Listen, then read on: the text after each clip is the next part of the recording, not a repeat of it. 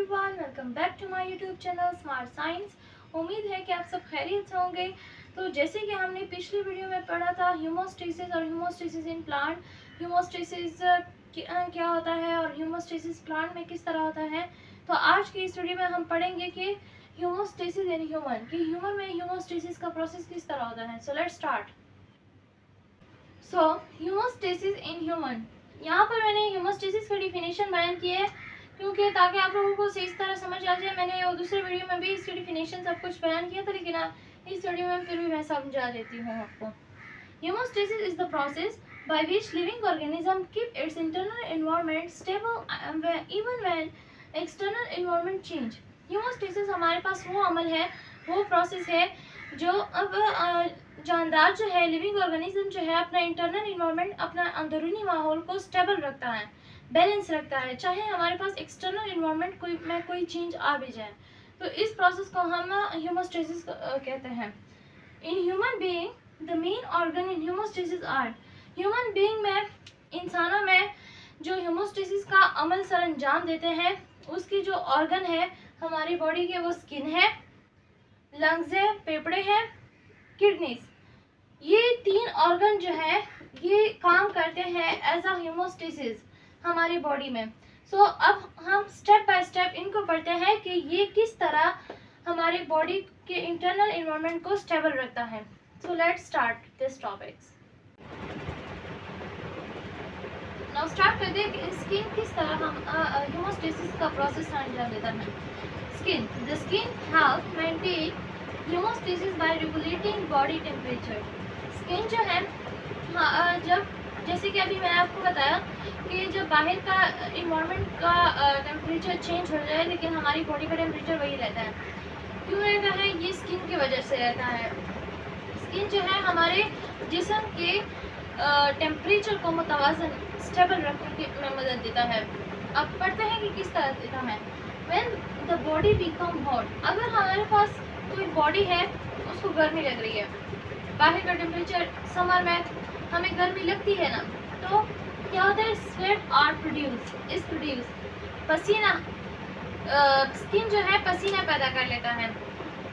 Sweat evaporate and cool the body, जब फिर ये स्वेट जो है ये एवापोरेट कर लेते हैं, उबल चले जाते हैं, और वो बॉडी जो है वो फील करती है कि कूल फील करती है। फिर तो इस तरह ये एग्जाम्पल के तौर पर हमारे पास एक बॉडी है, उसको गर्मी लग रही है, हॉट है वो बॉडी, तो स्किन क्या करते हैं? पसीना पैदा कर लेता है, स्वेट प्रोड्यूस कर लेता है, वो स्वेट एवापोरेट हो जाते हैं और वो बॉडी जो है वो कूल फील करना शुरू कर देता है।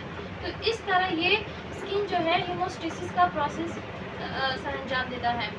अब नेक्स्ट है, when the body become cold, blood vessel narrow to reduce heat loss.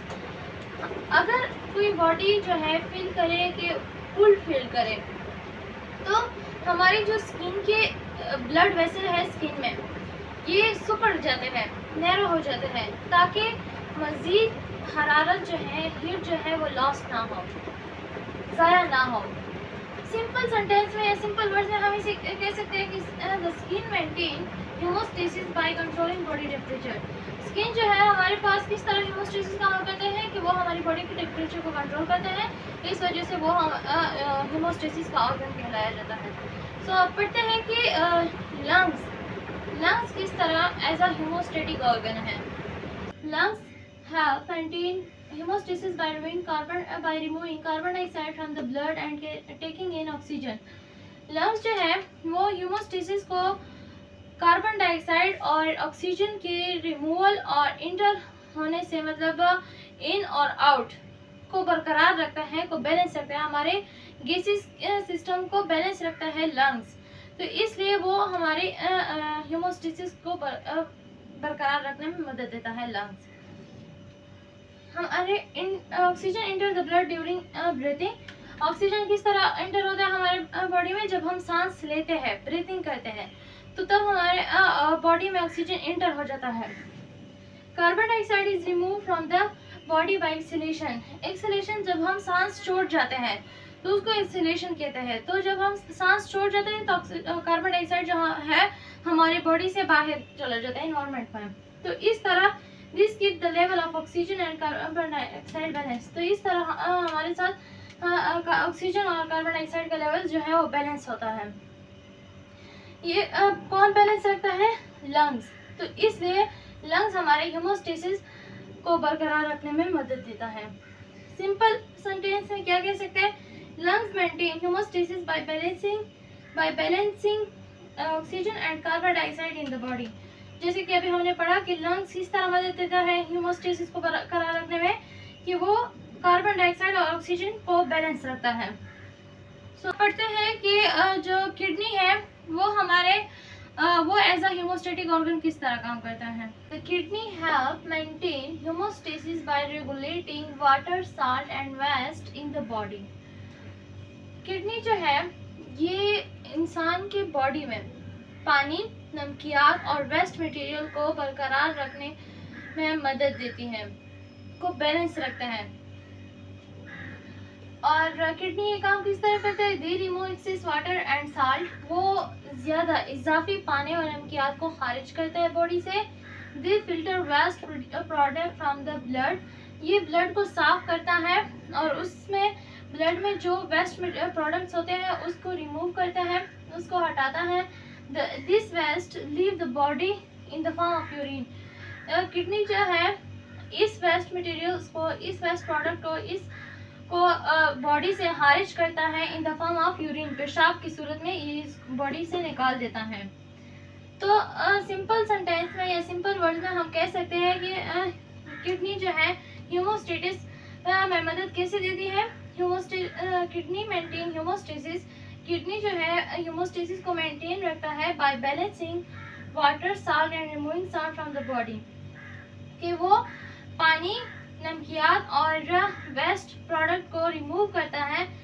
इसको बैलेंस रखने में इन चीज़ों को बैलेंस रखता है। तो इस तरह वो हीमोस्टेसिस को मेंटेन रखता है। कि किडनी, सिंपल अल्फाज में मैं बता देती हूँ कि किडनी जो है हमारे पानी, साल्ट और फजूल मादा जो है उसको हमारी बॉडी से खारिज करता है। तो इसमें हमारी मदद इन चीज़ों को बरकरार रखने में हीमोस्टेसिस को मेंटेन रखता है। तो किडनी जो है इस तरह एज अ हीमोस्टेटिक ऑर्गन काम करता है। अगर आपको ये 4 टॉपिक्स थे, ये 3 टॉपिक्स थे, अगर आपको ये तीनों टॉपिक समझ आ गई है तो प्लीज़ मेरे वीडियो को लाइक और चैनल को सब्सक्राइब ज़रूर करना। और नेक्स्ट वीडियो में देखते हैं कि कौन सा टॉपिक बायोलॉजी में बेस्ट होगा, तो हम वही पढ़ेंगे। सो खुदा हाफिज़।